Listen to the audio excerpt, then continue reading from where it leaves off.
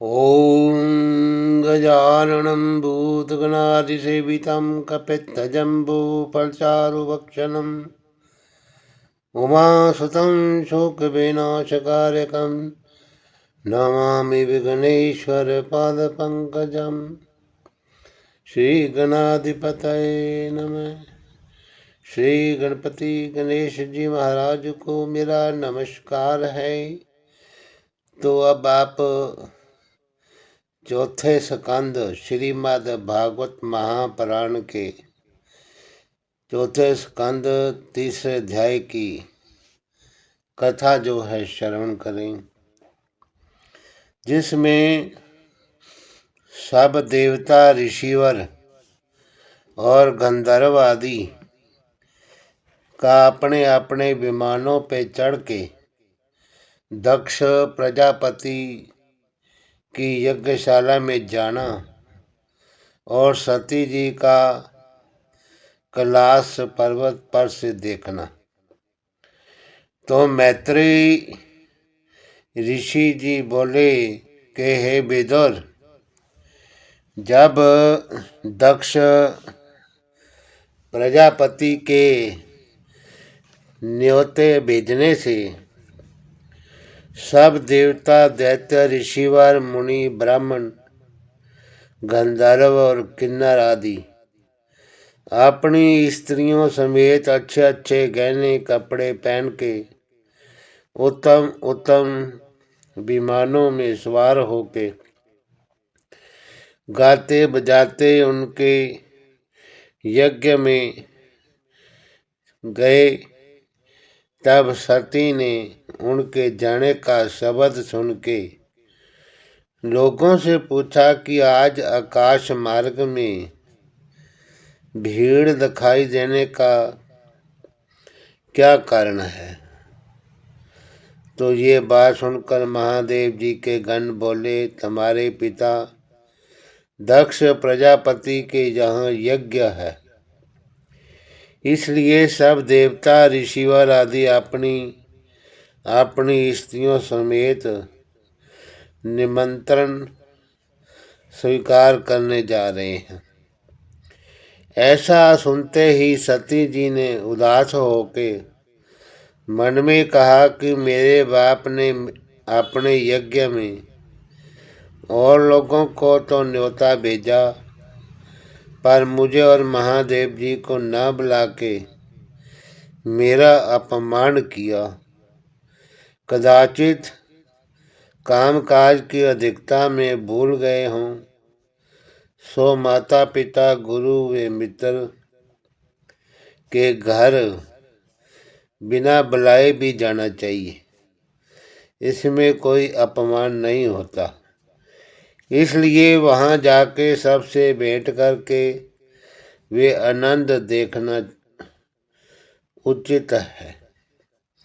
मेरे ना जाने से देवताओं की स्त्रियां वहाँ इकट्ठी होकर आपस में कहेंगी कि क्या कारण है जो दक्ष प्रजापति ने अपनी सती को नहीं बुलाया। इसमें हमारे माता पिता का भी अपमान है और मेरा भी। मरते समय तक इस बात का पछतावा मन में रह जाएगा। ऐसा विचार करके सती ने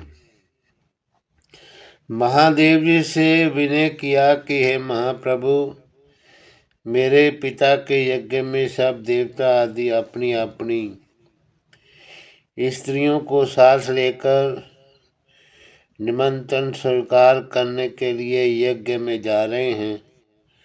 कदाचित मेरे माता पिता ने कामकाज की भीड़ में मुझे भूलकर आपको और मुझे नहीं बुलाया। वे मेरे पिता हैं, बिना बुलाए जाने में कोई लज्जा नहीं है। वहाँ पर मेरी बहनें अपने अपने पतियों के साथ आएंगी।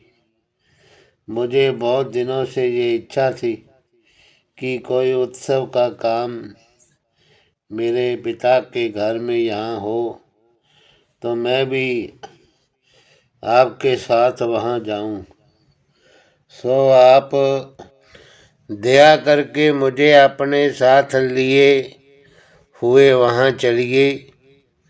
सबसे भेंट करके मुझे बड़ा आनंद होगा। सती का ये वचन सुन के महादेव जी ने दक्ष प्रजापति से शत्रुता होने का हाल सुनाकर कहा कि हे सती, तुम्हारा पिता मुझसे शत्रुता रखता है। यदि वे मुझसे शत्रुता ना मानता तो वह बिना बुलाए भी हम जाते।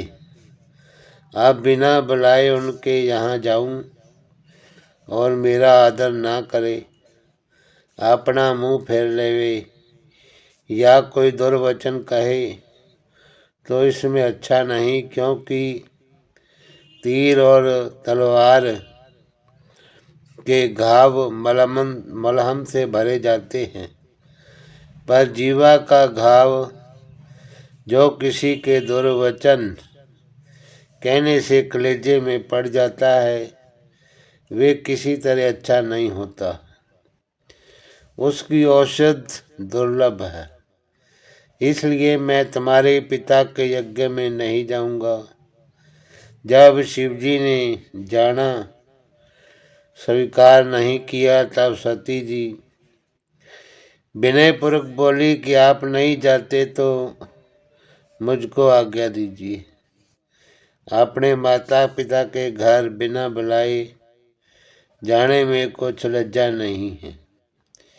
ये वचन सुनकर महादेव जी ने कहा, हे सती, दक्ष प्रजापति अपने राज्य व धन के मध्य में इतना गर्वित है कि मेरी शत्रुता से तुम्हारा भी अपमान करेगा। तब तुम बहुत दुख पाओगी और तुम्हारा निरादर होने से मुझे भी क्रोध उत्पन्न होगा। इसलिए तुम्हारा जाना किसी भी तरह से ठीक नहीं है। तो नारायण जी की इच्छा से सती ने उनके समझाने पर भी ना माना और फिर शिव जी से कहा कि मेरे ना जाने पर अपनी 60 बहनों के निकट मेरा अनादर होगा। वे लोग मुझको ताना मारेंगी, इसलिए मेरे बिना गए नहीं बनता। मुझे आज्ञा दीजिए तो मैं जल्दी जाऊं। शिवजी ने ऐसा वचन सुनकर मन में विचार किया कि सती ने आज तक कोई काम मेरी आज्ञा के बिना नहीं किया था। आज ये जाने के वास्ते ऐसा हठ करती है कि मेरा कहना नहीं मानती। इससे मालूम होता है कि वहाँ जाने में इसका कल्याण नहीं है। होनहार प्रबल है, परमेश्वर की इच्छा में किसी का बस कुछ नहीं चलता। ऐसा विचार करके महादेव जी ने सती से कहा कि जो तुम्हारी इच्छा हो वे करो। तो चौथे अध्याय की कथा में सती का अपने पिता के घर जाना और उसी यज्ञ में अपना शरीर त्याग करना। तो मैत्रेय जी बोले, हे विदुर, जब शिवजी के मना करने पर भी सती जी अपने पिता के घर चली, तब महादेव जी ने अपने कई गण उनके साथ कर दिए और वहाँ ना जाने क्या दशा हो। जब सती जी दक्ष प्रजापति के यज्ञ पहुंची तो उनको देखते ही दक्ष प्रजापति ने अपना मुंह फेर लिया, उनसे कुछ भी नहीं पूछा। अपने बाप की ये दशा देखकर सती बड़े सोच से मन में कहने लगी कि मैंने बहुत बुरा काम किया है, जो महादेव की आज्ञा ना मान के यहाँ आई। मैंने अपने पति का कहना नहीं माना, उसका फल आंखों से देखा। अब कोई ऐसा बहाना मिल जाए कि मैं जल्दी यहाँ से शिवजी के पास चली जाऊं। सती जी की माता के सिवा और सब स्त्रियां जो यज्ञ में आई थी, दक्ष प्रजापति के बुरा मानने से सती के साथ प्रीति पूर्वक वे नहीं बोली। सती का ये हाल देखकर दुख सागर में डूबी हुई यज्ञशाला में बैठी थी। जब आहुति देने का समय आया और यज्ञ कराने वालों ने दक्ष से महादेव जी के नाम पर आहुति देने के लिए पूछा, तब दक्ष प्रजापति ने शिव जी को दुर्वचन कह के उनसे कहा कि हमने देवताओं और ऋषिवरों की सभा में महादेव जी को शाप दिया है कि यज्ञ में कोई उनका भाग न निकाले। इस वास्ते तुम लोग महादेव के नाम पर आहुति मत दो। ये कठोर वचन सुनकर और शिवजी का भाग ना देकर सती जी को बड़ा क्रोध आया। जब उनसे ये क्रोध रोका नहीं गया, तब उन्होंने दक्ष से कहा, हे पिता, तुम शिवजी की बड़ाई और महिमा को नहीं जानते। वे सब देवताओं में श्रेष्ठ हैं, किसी के साथ शत्रुता नहीं रखते। तुम व्यर्थ अपनी अज्ञानता से बिना समझे उसके साथ बैर रखते हो। महात्मा लोग गुण को लेते हैं, अवगुण की तरफ नहीं देखते। शिव जी सब गुणों से भरे हुए हैं, केवल जगत में लोगों को दिखलाने के वास्ते अपना रूप भयानक बनाए रखते हैं। उसको तो तुमने देखा, पर उनके गुणों को नहीं जानना।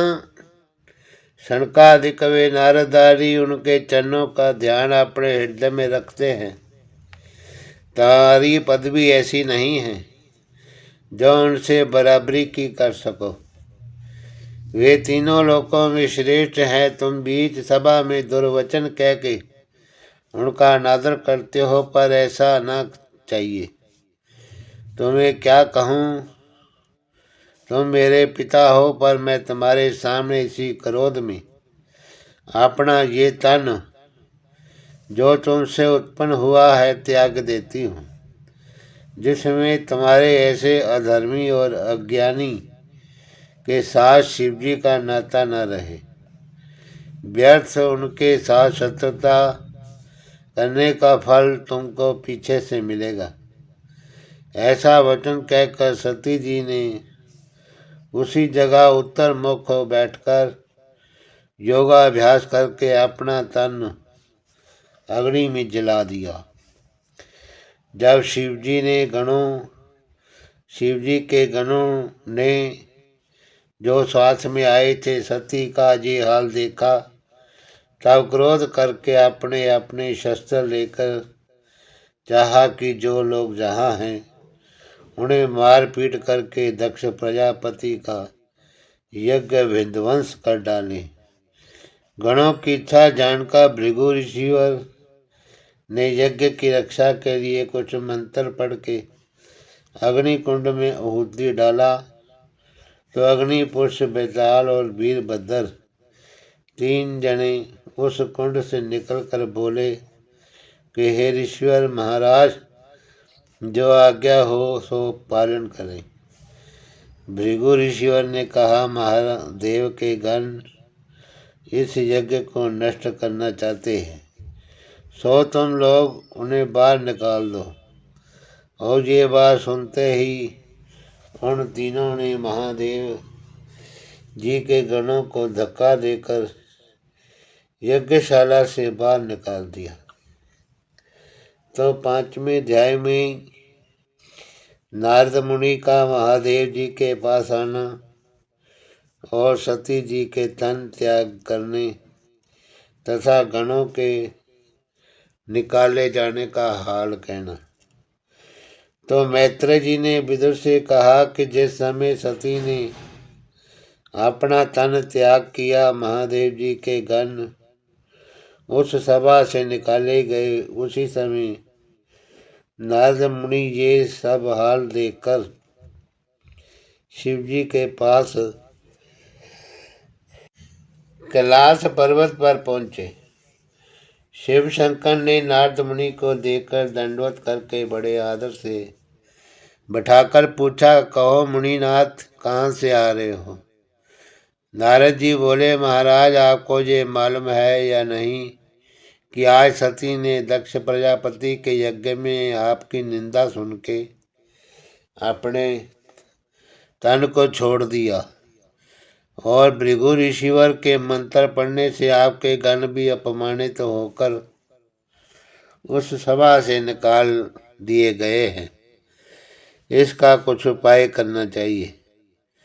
ये कहकर नारद मुनि चले गए।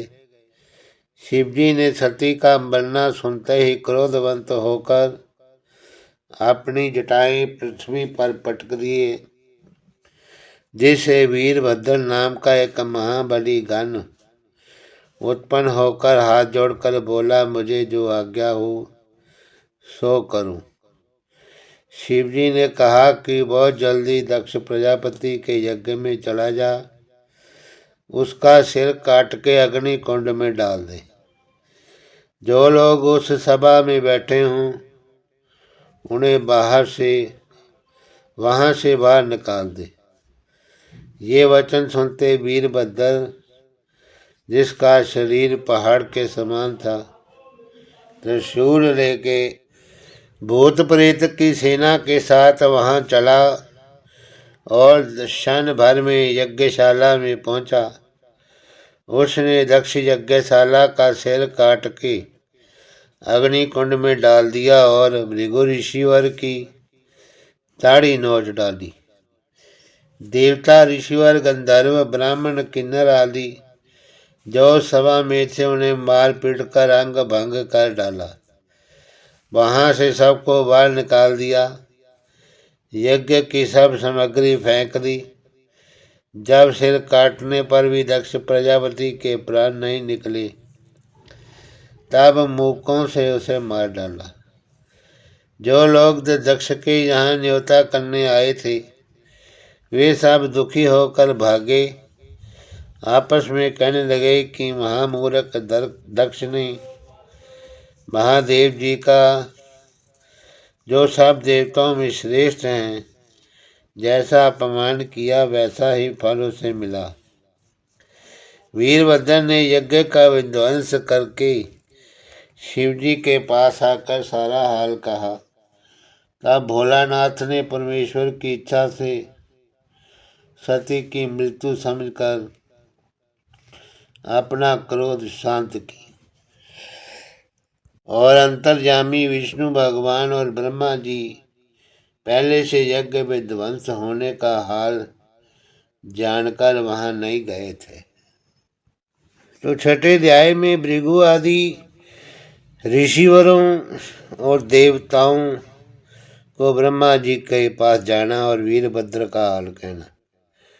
मैत्रेय ऋषिवर ने कहा, हे विदुर, जब वीरभद्र ने सबको मार पीट कर यज्ञशाला से बाहर कर दिया, तब उन लोगों ने ब्रह्मा जी के पास जाकर अपना हाल उनसे कहा। ब्रह्मा जी उनका वृत्तांत सुनकर बोले कि तुम लोगों ने बहुत बुरा काम किया।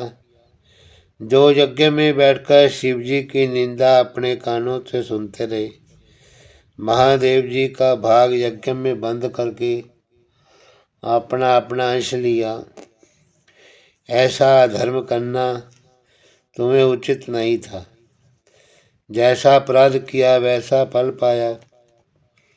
महादेव जी सब देवताओं और तीनों लोकों के जीवों से श्रेष्ठ हैं।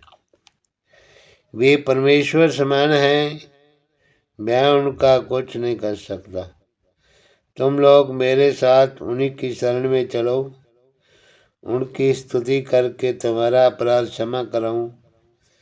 ब्रह्मा जी सब देवताओं और ऋषिवरों के साथ लेकर कैलाश पर्वत पर पहुंच गए। उस पहाड़ पर पत्थर की जगह लाल पन्ना, हीरा आदि अनेक तरह के मणि रत्न थे। वे पहाड़ सौ 100 कोस ऊंचा और 1200 कोस के घेरे में है। वहाँ बरगद आदि के बहुत वृक्ष लगे हैं और धूप का प्रकाश वहाँ नहीं होता। सदा ठंडी छाया बनी रहती है। अनेक रंग के फूल ऐसे लगे हैं कि जिसकी सुगंध को सुध तक उड़ती है।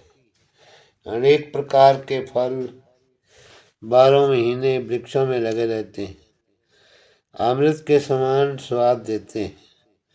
वहाँ पर तालाब, बावली, नहर व झरना आदि निर्मल भरे हैं, जिनके देखने से आंखों में तरावट आ जाती है। तालाब और बावली के किनारे सुंदर पक्षी, मीठी बोली बोलने वाले सारस, तोता, कोकिला और मोर आदि बैठे हुए चहचहे मचाते हैं। उस जगह देव कन्या और गंधर्व आदि आके जिस वस्तु की इच्छा करते हैं उनका सा मनोरथ सिद्ध होता है। वे शोभा देखकर उनका मन मोहित हो जाता है। वे लोग श्वेत गंगा में जो धारा हिमाचल पहाड़ से उतर कर वहाँ आई है, स्नान करके प्रसन्न हो जाते हैं।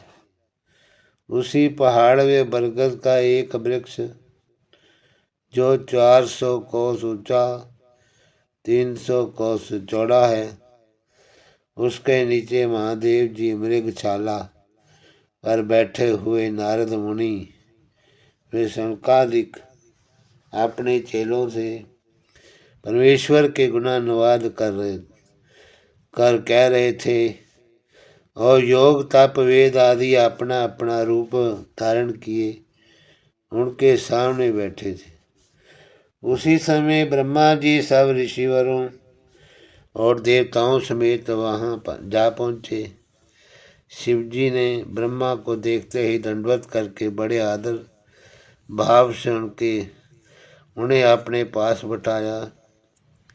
ब्रह्मा जी शिव शंकर को नमस्कार करके उनके सामने बैठे। देवता आदि जो ब्रह्मा के साथ गए थे शिव जी की दंडवत करके यथा योग स्थान पर चारों तरफ बैठ गए। महादेव जी के मन में दक्ष प्रजापति से शत्रुता होने और सती के तन का त्याग करने का शौक नहीं था। परमेश्वर की इच्छा इन सब बातों को समझकर उस समय वे हरि चर्चा में ऐसे मगन थे कि उन्हें इस बात का कुछ ध्यान नहीं हुआ कि ब्रह्मा जी देवताओं का अपराध क्षमा कराने के लिए आए हैं। वीरभद्र ने ऋषिवरों और देवताओं को भी मारा है। ब्रह्मा के आने पर भी वे हरि चरित्र कहते रहे। तब ब्रह्मा ने शिव जी की बहुत स्तुति करके उनसे विनय किया कि आप सब देवताओं के मालिक हैं, इसलिए आपका नाम महादेव हुआ। दक्ष आपकी प्रभुता नहीं जानते थे, उन्होंने आपका अपमान किया, वैसा उन्हें फल मिला। उनके निरादर करने से आपको बढ़ाई कम नहीं हो गई। जिस तरह कोई मनुष्य चंद्रमा पर थूके तो वे थूक चंद्रमा पर नहीं पड़ती, उसी थूकने वाले के मुंह में गिरता है। वही हाल दक्ष का हुआ। अब मेरे विनय करने से दयालु होकर दक्ष का अपराध क्षमा कीजिए। जो देवता और ऋषिवर आदि उस सभा में थे, वीरभद्र को उनको भी बहुत दुख दिया। कितनों के पैर तोड़ डाले, कितनों की आंखें फोड़ डाली। वे लोग भी आपके भय से घबरा रहे हैं, इसलिए उनको धैर्य देकर आप आशीर्वाद दीजिए, जिसमें उनका घायल शरीर अच्छा होके वे लोग ज्यों के त्यों हो जाएं और दक्ष प्रजापति आपकी कृपा से फिर जी करके अपना यज्ञ विधि पूर्वक संपूर्ण करें। सब देवता ऋषिवर भी वहां आकर अपना अपना भाग पावें। आप भी मेरे साथ वहां चलिए, मैं नारायण जी को विनय करके वहां ले आऊंगा। यज्ञ करने में जो सकल्य बच जाती है बड़ी, वही सकल्य आपका भाग होगा, जो आप अपना भाग पाएंगे। ये सब बातें ब्रह्मा जी की सुन के शिव जी ने कहा, मैं किसी से शत्रुता नहीं रखता, अज्ञान के कहने का कुछ बुरा नहीं मानता। सती के प्राण देने का हाल सुनकर मुझे बड़ा क्रोध आ गया था और सो दक्ष प्रजापति अपनी करनी को पहुंचा। सती के प्रारब्ध में इसी तरह का तन त्याग करना लिखा था। जो कुछ परमेश्वर की इच्छा थी वे बातें हुई। आप जो आज्ञा दीजिए सो करूं। जो कोई बड़ों का कहना नहीं मानता वे पीछे से दुख पाता है।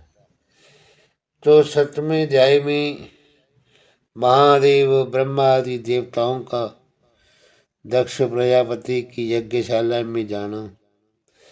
मैत्रेय जी बोले, महाराज हे विदुर, जब कैलाश पर्वत से शिव शंकर और ब्रह्मा जी सब देवताओं ऋषिवरों के साथ लेकर दक्ष प्रजापति की यज्ञशाला में गए और जो देवता आदि वीरभद्र के डर से भाग गए थे वे भी आए और शिव जी ने जिन देवताओं और ईश्वरों को शरीर वीरभद्र के मारने से घायल हुआ था उनको अपनी कृपा दृष्टि से अच्छा कर दिया। भृगु ऋषिवर की दाढ़ी के बाल बकरे की दाढ़ी लगाने से फिर उसी तरह जम गए और उसी समय ब्रह्मा ने शिव जी से कहा, दक्ष प्रजापति की जो लौथ पड़ी है इसको भी जलाना चाहिए। तब महादेव जी बोले, दक्ष का सिर जो अग्नि कुंड में जल गया वे नहीं तैयार हो सकता। कहो तो यज्ञ के बकरे का सिर दक्ष के धड़ से लगाकर उसे जिंदा कर दें। तो ब्रह्मा ने इस बात को मान लिया और शिव जी ने बकरे का सिर दक्ष प्रजापति के धड़ से लगा के उसे जिंदा किया। शिव जी की कृपा से यज्ञशाला का स्थान फिर ज्यों क्या त्यों हो गया। दक्ष प्रजापति ने महादेव जी को देखते ही उन्हें दंडवत करके हाथ जोड़कर अधीनता से विनय किया, हे महाप्रभु, मैंने आपकी बड़ाई और महत्व न जान के जैसी करनी आपके साथ की वैसा फल पाया। आप कृपा करके जहाँ आए हुए मुझे अपनी प्रभुता से फिर जिलाया और मुझ अज्ञान का अपराध क्षमा किया। सत्य है, जिनको परमेश्वर ने महत्व दिया है वे लोग छोटे और मूर्ख मनुष्य की बात पर ध्यान नहीं देते। जितने देवता ऋषिवर गंधर्व किन्नर आदि स्त्री व पुरुष दक्ष ने यहाँ देवता के लिए आई थी वे लोग शिव जी की महिमा देकर इसी तरह स्तुति करने लगे।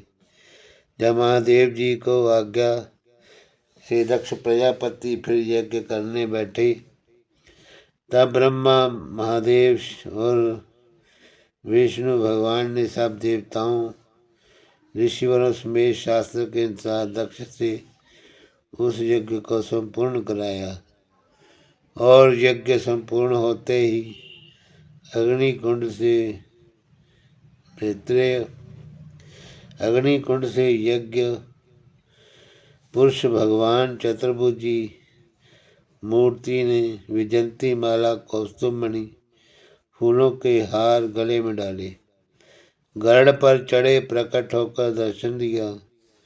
उनको देखते ही जितने छोटे बड़े वहां बैठे थे उठ खड़े हुए और उस पुरुष को दंडवत साष्टांग दंडवत प्रणाम किया। तो दक्ष प्रजापति हाथ जोड़ के यज्ञ भगवान से बोले, हे वैकुंठनाथ, इस यज्ञ के आरंभ में मैंने महादेव का अपमान किया, इसलिए मेरा यज्ञ विध्वंस हो गया था। अब मेरा भाग्योदय हुआ जो आपने मुझे दर्शन देकर कृतार्थ किया। मेरा यज्ञ आपकी कृपा से संपूर्ण हुआ। अब दया करके ऐसा वरदान दीजिए कि मुझको फिर दुर्बुद्धि ना आवे। फिर भृगु ऋषि बोले, हे दीनानाथ, मैं ब्राह्मण और तपस्वी होने पर भी अपने क्रोध को बस में नहीं रख सका, इस कारण मुझको ये दंड मिला। आप दयालु होकर ऐसा आशीर्वाद मुझे दीजिए कि मेरा क्रोध छूट जाए, क्योंकि जब तक काम क्रोध मोह लोभ अपने अधीन नहीं होते तब तक आपकी भक्ति नहीं मिलती।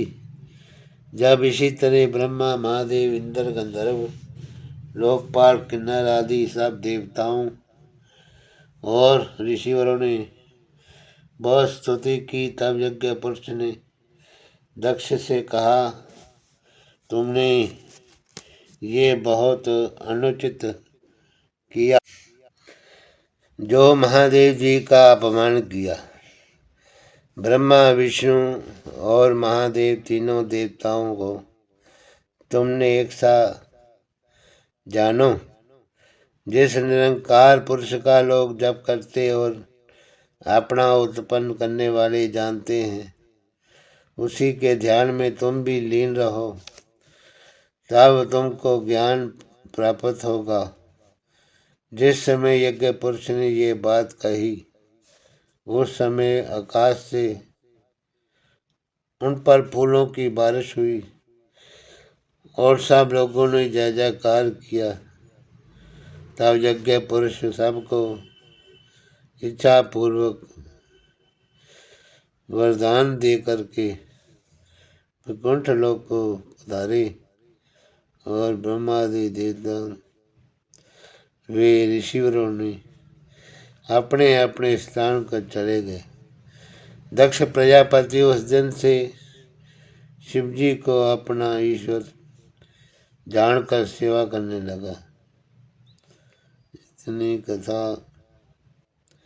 सुनाकर मैत्रेय जी बोले कि हे विदुर, धर्म की मरीष्या नाम स्त्री से क्रोध लोभ और मृत्यु आदि बहुत संतानें उत्पन्न हुई थी। उनके नाम संस्कृत भागवत में लिखे हैं।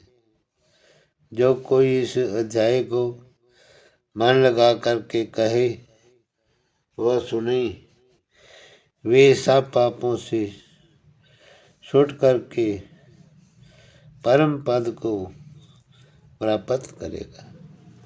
हरिओम तत्सत। नमो नमः। श्री कृष्ण गोविंद हरे मुरारी, हे नाथ नारायण वासुदेवा। श्री कृष्ण गोविंद हरे मुरारी, हे नाथ नारायण वासुदेवा। हे नाथ नारायण वासुदेवा, हे नाथ नारायण वासुदेवा। श्री कृष्ण गोविंद हरे मुरारी, हे नाथ नारायण वासुदेवा।